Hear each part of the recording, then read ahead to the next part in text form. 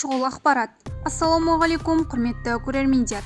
Қазақстанда және әлемде болып жатқан жаңалықтарды алғашқылардан болып білгіңіз келсе, лайк және подписаться таңбарын басып, біздің арнамызға жазылуды ұмытпаңыз.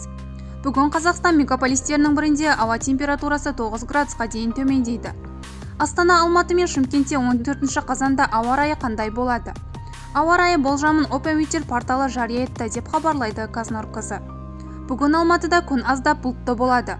Күндіз ауа температурасы 16 градусқа дейін көтеріліп, түнде 6 градусқа дейін түседі. Желдің жылдамдығы 2,7 метр секунд деңгейінде болмақ. Астанада синоптиктер болжамынша күн ашық болады. Күндіз ауа температурасы 4 градусқа дейін жетіп, түнде 9 градусқа дейін төмендейді. Желдің жылдамдығы 6,8 метр секунд деңгейінде болады. Шымкентте бүгін күн ашық болады. Күндіз термометр бағаны 25 градусқа дейін жетіп, түнде 9 градусқа дейін түседі. Желдің жылдамдығы 7,8 метр секунд деңгейінде болмақ. Бізді бақылауды жалғастырыңыз. Сау саламат болыңыз.